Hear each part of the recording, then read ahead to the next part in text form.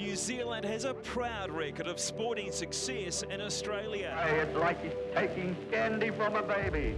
It's all over. Far left wins. Kiwis flying might beat them all. Kiwis come from last in a phenomenal performance. There's nothing better than doing it on their turf. Here come the New Zealanders, our Waverley Star and Bone Crusher. They've got up. The Billy, the Kiwi, the Gardo, very elegant. 10 Group 1s, and now the greatest of them all, the Melbourne Cup. On October 14, we think we can win their biggest, shiniest prize. And it looks as though the Kiwis got there. I've got a race I'm going to win, is that Everest. I'd like to get my hands on some of his money. And it's not just wishful thinking. I wish I win, went past Giga Kick, a spectacular TJ win. I wish I win.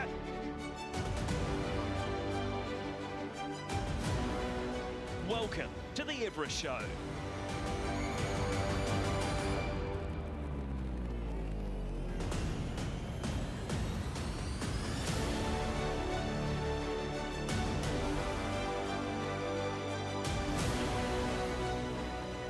Hello and a very warm welcome to your first ever edition of the Everest Show. Over the next 4 weeks, we're going to be giving you some insight into one of the most exciting horse races in the world. It's right on our doorstep. It offers life-changing prize money, and for the first time, New Zealand have a live chance of winning the race. To guide you through the next 4 weeks, I'm going to be joined by two of the best in the business. TVNZ's Guy Heveldt, a very warm welcome to you. You could have had a ride in the race, do you reckon? But you're here with us. It's great to have you. Yeah, about 50 kilos dripping wet, Emily. I could have been a lightweight chance.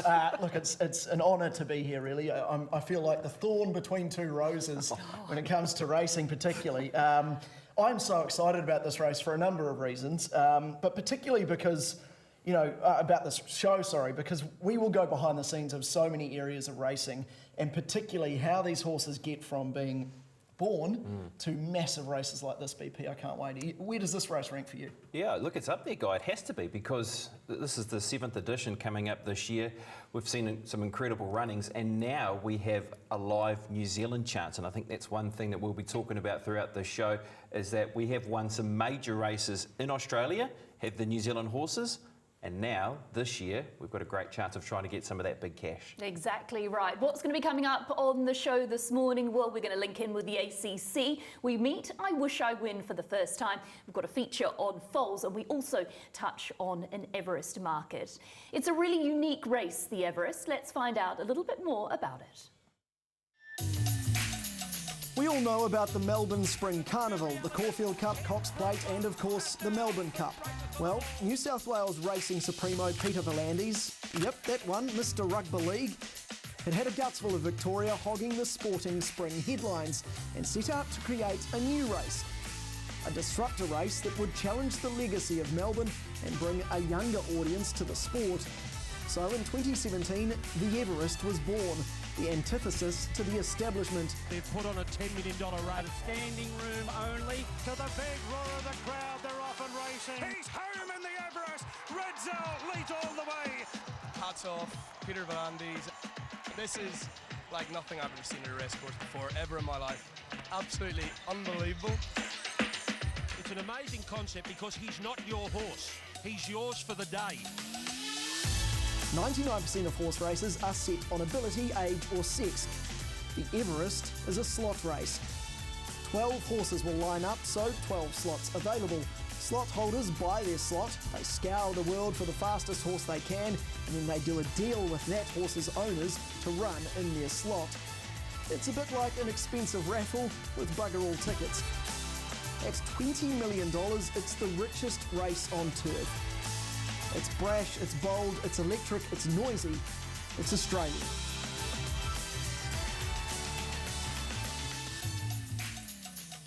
It's Australian, but it's a prize we'll be hoping we can bring back to New Zealand. Guy, it's a fantastic concept, isn't it? New Zealand personalities have had quite good success in the race. This is the first chance we have a horse in the race. Yeah, absolutely, and it just works perfectly for so many reasons, but particularly about that younger audience. And we saw throughout that explainer there just the youth that turn up to this race day. It's over in less than 70 seconds. I mean, you don't need a long attention span to watch this race. They have turned it into a massive party, which we'll see more of throughout this show. it is just the perfect day for a race like that, and Peter V'landys, I think he's a genius. We've given a hint as to a New Zealand chance in the race, and Brendan Popplewell, this is a good opportunity to meet the Kiwi for the first time. Tell us about I Wish I Win. Yeah, let's have a look at I Wish I Win in terms of the horse and who's behind it. So Mark Chittick and Peter Moody, they are the owners. Trackside Media, this is the key part we need to identify. Trackside Media are the slot holder of I Wish I Win. Trainers Peter Moody and Catherine Coleman. Then you've got the breeders and Waikato Stud prize money, $8.5 million, aided by a massive victory last season in the Golden Eagle, which was a $10 million race.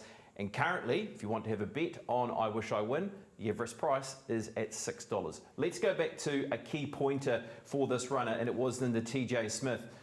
Key about this horse is beating horses that ran first, second, third and fourth in the Everest last year. Goes past Giga Kick, carried 2 kilos more than Giga Kick in this particular race and went straight past him. Mazu was placed in the Everest. One of the world's best sprinters in Nature Strip, and back further was Private Eye, who was placed in the Everest. He won on a heavy track, and he won at the venue where the Everest is, and that being Randwick. It's like the All Blacks at Eden Park, isn't it? It is. There's a lot of ticks when it comes to I Wish I Win. We talked about Mark Chittick and Waikato Stud. Let's hear from Mark Chittick in the Waikato. Mark, a very good morning to you. You've been part of a number of top races over the years. How does the Everest compare? Yeah, g'day guys. Look, yes, we have. We've raced and racing some great horses, but look, to be involved in I Wish I Win and to be heading towards the Everest, I can't even explain it as a dream come true, because you just don't even dream about these sorts of things. It's unbelievably exciting, and the hype and everything that goes around it. It's just an incredible event, and it's awesome to be part of it. Speaking of dreams, Mark, it's Guy here. Great to see you, mate. Speaking of dreams, if we go all the way back to the start, I Wish I Win didn't exactly have the easiest start to his life. Can you explain what happened when he was born? Yeah, certainly can, Guy, and great to have you involved in an incredible part of our industry as well. But yeah, so she's a lovely mare, Make a Wish, and she'd performed already. She'd had a filly that had run second in the Queensland Oaks, and produced a full brother to I Wish I Win the year before, which went on and topped the Karaka sale. So he was a beautiful type of colt, obviously, and then yeah, so exactly the same mating, full brother being born the following year, and out he comes. And you know, when you're a breeder, you get what you're given. And yeah, as he got up, he had this will to live, he had this will to get up, and he had this will to, let's say, get on with things in life. But certainly when he got to his feet, it was pretty apparent that he had severe angular limb deformities. And yeah, so it was just a matter of, you know, letting him, let's say, find his feet, which were pretty hard to find, but get on the mare and get along with it. But yeah, it was one of those moments as a breeder, you sort of didn't know whether to laugh or cry, to be honest. Mark, it's BP here. I want to talk about the horse when leaving New Zealand. Of course, he was a 3-year-old who had 9 starts for a couple of wins, a couple of Group 1 placings as well. But he wasn't the best 3-year-old. You had horses like Navarre and On the Bubbles and Imperatriz. So what was the thinking process about going to Australia with I Wish I Win? Yeah, BP. So once we got to the end of his 3-year-old career, it was sort of like, hey, what sort of opportunities are there in Australia for a gelding like that? So yeah, we Peter and I had a little bit of a yarn. He sort of made a bit of an approach, and we sort of came to an agreement that, look, let's get him over there, and we honestly did think that we were sort of we were going to be competing in that second tier stuff, which is obviously worth a lot of money still over there.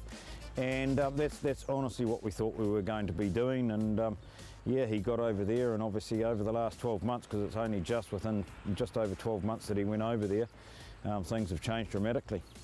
Mark, a big thank you for joining us on the show this morning. No doubt we'll be hearing more from you and the farm as we get closer to the big race. I understand a happy birthday's in order as well. I hope you enjoy a lovely day. Well, thank you, Emily. Lovely way to start the day off, talking to you. Oh, awesome stuff. Great to have Mark Chittick as part of our show today.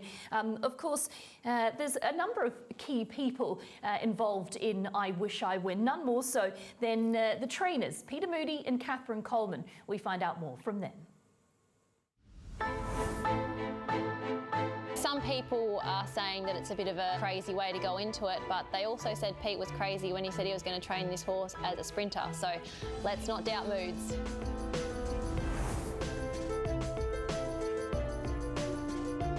I Wish I Win's preparation is probably slightly unusual in the eyes of some people. He's having a 6-week break between his first up run in the Memsie and then leading into the Everest. I Wish I Win's got out and coming as well. I Wish I Win's pulled up very well from the Memsie. Very pleased with the way he came through the run. He had a good solid hit out, which we were looking for. Fitness-wise, well-being, yeah, really pleased. And more importantly, pulled up extremely well. He'll benefit greatly from that, and it gives me plenty of time to fine-tune him now.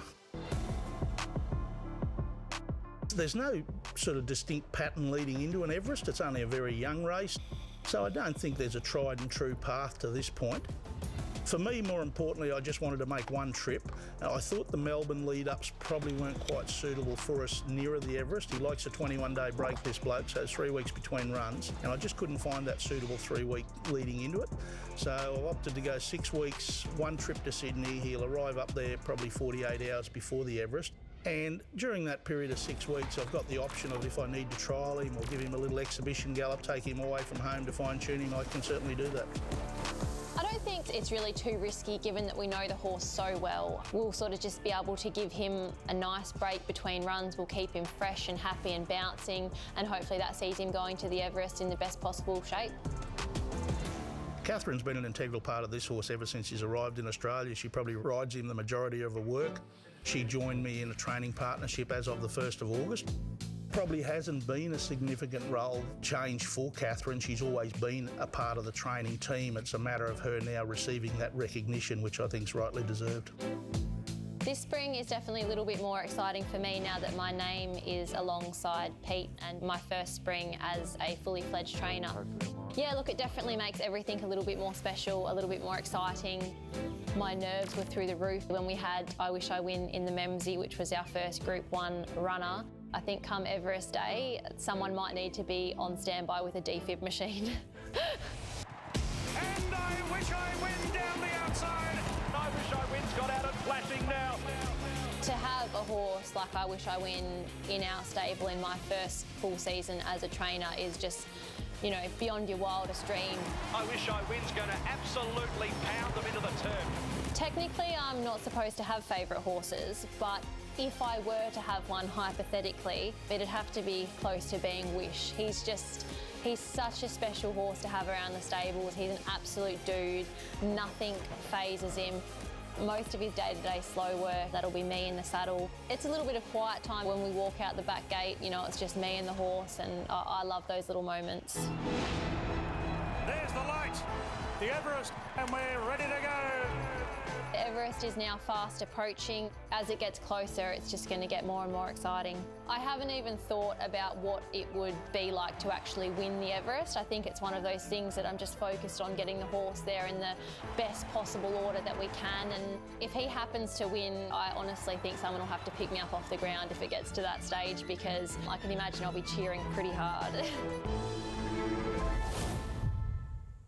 Well, there's no one better in the business than Peter Moody and Catherine Coleman, and it's very much a comparison to, I guess, being a sports manager or a sports coach, what they're doing when it comes to the horses, except your athlete can't talk to you, can't tell you how they're feeling. It's a brutal game for them. It is so hard to figure everything out, and they do it so well. Some interesting breaking news, though, around I Wish I Win, though, Emily, is that he's going to have an exhibition gallop at Caulfield this weekend on Saturday. So he won't race again before the Everest, but this is essentially like a training run, but at the venue, well, not the venue, but at a venue like a race day. So quite a significant day for him. Yeah, most definitely will be, and that just helps his fitness and really gets him that next step he needs towards the Everest. Brendan, let's touch on some news items that have come up this week. What have you got for us? I guess we start with Imperatrice. Is she likely to feature in the race? Maybe. 50-50, don't know. I mean, these are all these quandaries around Imperatrice running in the race. So good in the McEwen here when beating Giga Kick, of course, the winner of the race 12 months ago. The likelihood that she's not going to be there, but she is one of the best sprinters going around in Australasia. Will there be a little bit of pressure put on the owners to maybe say, hey, look, we're interested, we're a slot holder, come and have a big dance in the big race. So maybe. You'd have to say that Emily Bosson would probably ride that as well. Have you got your go bag ready, Emily? Oh, we've got two. We've got a go bag and a backup go bag ready. James McDonald's one of the world's leading jockeys. He's a New Zealander and he's picked up a new ride in the race. Look, he has, and the ride he's picked up is Giga Kick, and this is due to the connections. Unhappy with Craig Williams' ride in that race we've just spoken about in the McEwen Stakes. They've decided to go with James McDonald. He is a locally based jockey in Sydney. He's one of the world's best jockeys. They're not losing anything. Look, it's a tough game. Craig Williams won the Everest on Giga Kick. He's won a number of big races aboard the horse, but after one failure, the connections decided to go with J-Mac. I can't believe how brutal a game it is. Like, you get one thing even minuscule wrong and you're off the horse. But James McDonald is so good that they obviously don't lose anything. So interesting to see how that goes. And finally, Brendan, Private Eye, of course, was successful in the shorts. Tell us about this horse. Yeah, good victory by this horse and a runner that carried weight in the shorts, and we've seen this runner perform in the race. Very nearly won the Everest 12 months ago, was just dive-bombed by Giga Kick. It's a right runner to be maybe considering if you're looking to have a bet in the Everest, and yes, there's 11 other horses in the race other than I Wish I Win. He has to be a danger in that $9 to $10 bracket because he's been there and nearly done it. This is the market for you. Giga Kick sits currently at $4.50, last year's winner. Imperatriz $6. Now, if you did want to have a bet on Imperatriz and there's that unknown factor, we do have the bonus back cover. That's an insurance basically. If you have a futures bet on Imperatriz and it doesn't run in the Everest, you will get up to $50 back as a bonus bet. So she sits at $6. I Wish I Win $6. Think About It $6. And there's Private Eye, the winner of the shorts, at $9. Do the bookies know something that we don't? She's in the market but not in the race? I think they're just playing it safe. I would say there would be a question mark next to the horse, but if she runs, certainly they're very wary. Yeah, there's a bit of water to go under the bridge yet, isn't there? Well, that's part one of the Everest show. Stick with us. We'll be back after this. Still to come on the Everest show, VP's best bets for the weekend. Bang! Guy and Emily get down on the farm. So we've got to get you out of this Auckland formal wear. We've got to get you into some thermals. We're going to bring on the night. Okay, I've brought these just in case we're here all night. Oh, you can stay. And we head to the ACC for the first time. Top 5 things the Aussies have stolen from New Zealand. She stole my bloodline.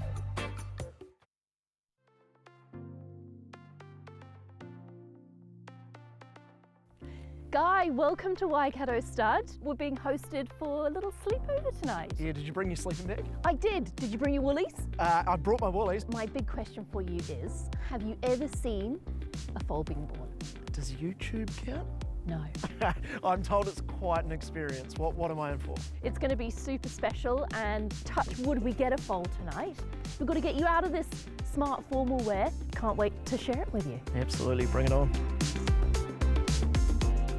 We were probably too keen. One of many things I learnt is mares tend to foal at night time to keep their foals safe and private, away from any potential predators. But it gave us time to get around the farm and find out about the process of breeding champions, starting with a champion sire. Good boy. And this is his favourite part of the day, don't worry about that. It's everyone's favourite part, isn't it? Oh, he's good on the teeth. I don't know that I'll work with one as good as him in my lifetime. He's a credit to this country and he's phenomenal. He is a gentleman. I can give him to any of the girls or boys to bring in and out of the paddock. He's quite as, but when it comes to going out in the morning, he's all 4 feet off the ground and like a 5-year-old or a 2-year-old. He's on the job when he's going to the barn, yeah. Well, breeding season, which is probably the favourite time of the year. We come in at sort of just before 6, breed, out to the paddock, feed, and then obviously back in at sort of 10 for 11 o'clock. Go through, breed again, back to the paddock, boxes, bring the mares in, ready for 4 o'clock breeding. They go back to the boxes to bed, and then the odd one might breed again at 8. So it's sometimes as many as what, 4? Yep, 4 a day, yep. Yep, 4 times, Guy. The breeding season runs from September the 1st to mid-December, and the stallions will serve between 100 and 150 mares. Then, after 11 months and about 10 days, the foals will find themselves in a bit of horsey heaven with some guardian angels to match.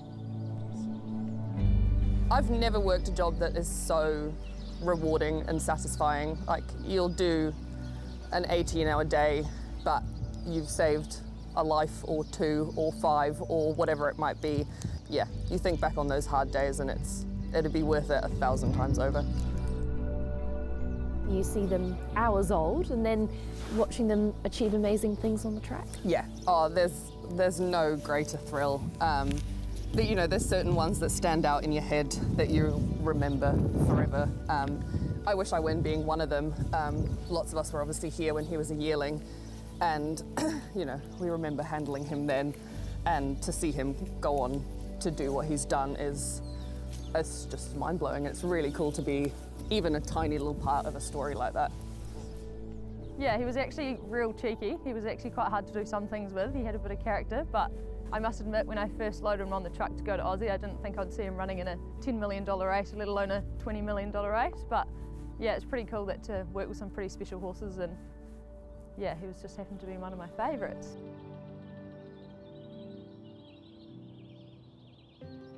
So, after meeting dedicated magic people, it was time to wait it out with Karen and Lily. That's a hell of a torch. It can happen quickly, it can take a long time, it'll just come when it comes. You must be good at the waiting game. Oh, patience is the key. Patience is the key. Well, I mean, you can't do anything until they do something, so just gotta wait.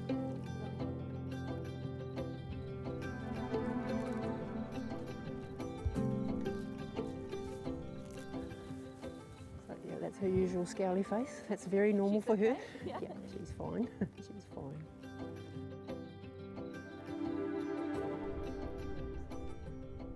You could do a million other jobs that don't involve staying up all night watching mares foaling. What is it about this that you love? Yeah, it's kind of, doesn't seem like it at the moment, it's actually kind of exciting. When they suddenly realise, oh, that's mine. That's pretty cool. And the other thing I love is when the foals, so they'll get up, they'll totter around, they'll have their first drink off mum and then they'll have a big sleep. And then the second round is get up and test these wheels. And oh, it's just so cute. It's like they hardly even touch the ground. They just skip along and they jump in this way. And never gets old. It just never gets old.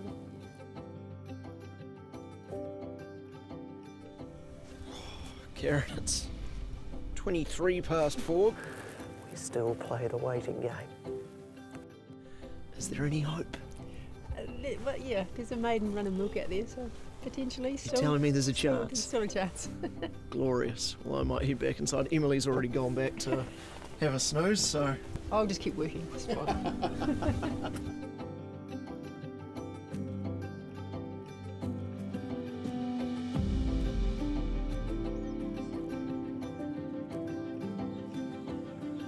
Oh, it was such an incredible night. We met some of the most dedicated and amazing people you would find. There was one massive problem, Guy. There was no foal overnight, was there?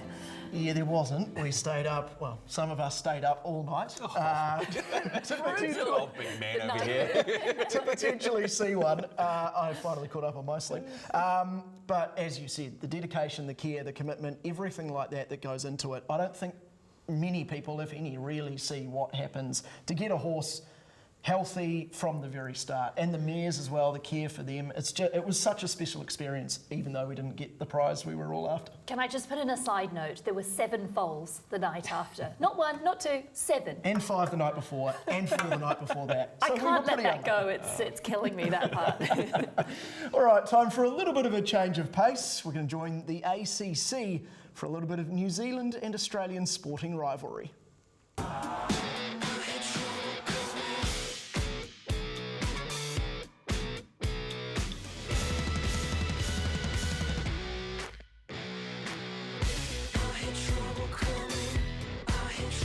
Thanks, Guy, and thanks for having us on the show this afternoon. Geez, you're looking good, Guy. The hair, the suit, the total package, and also a good manure to have a former jockey on the panel this afternoon. A real honour and a privilege. Right, let's get onto it. The Kiwis are headed to Aussie, especially with I Wish I Win, to ruin the party on the biggest horse race on the calendar, the Everest. How good would it be, Mania, to fleece the Aussies of $20 million?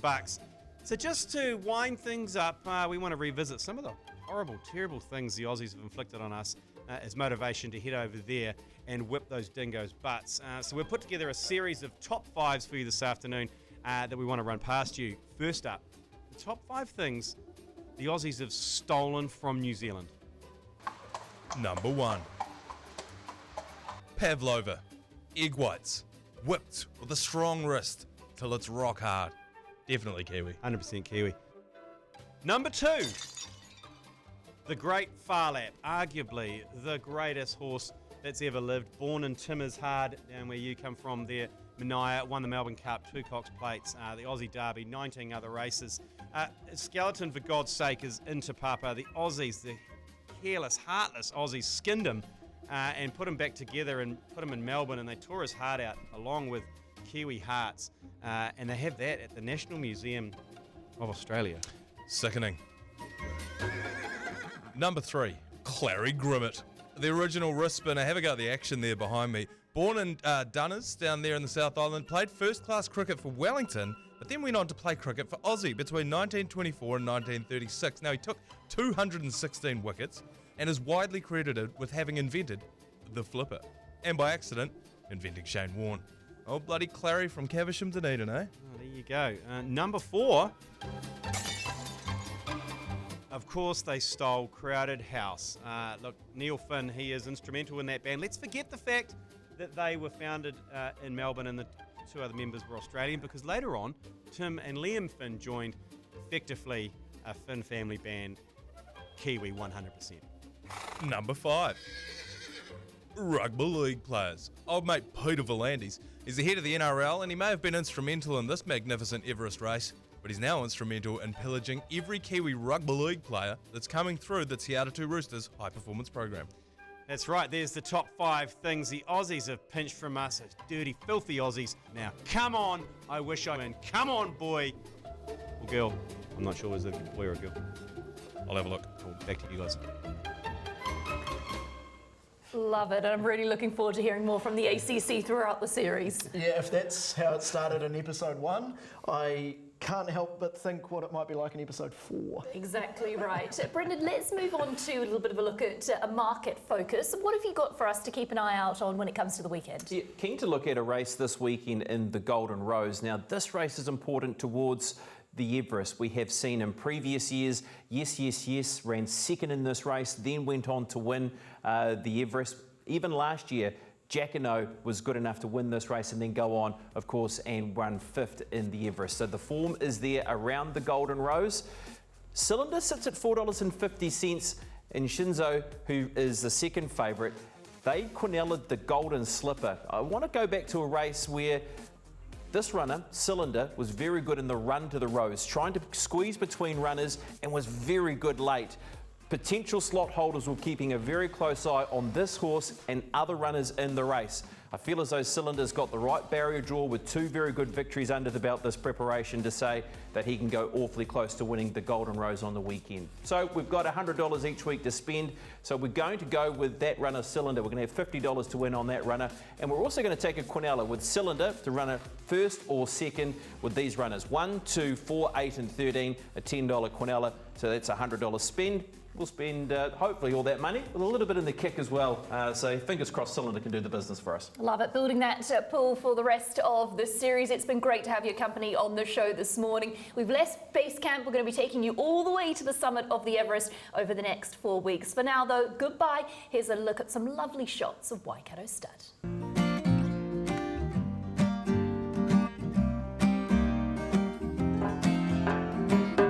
All I need is a little air, some for me, some for everywhere. And all I need is a little sun, some for me, some for everyone. Little bit of love, little bit of love, little bit of love.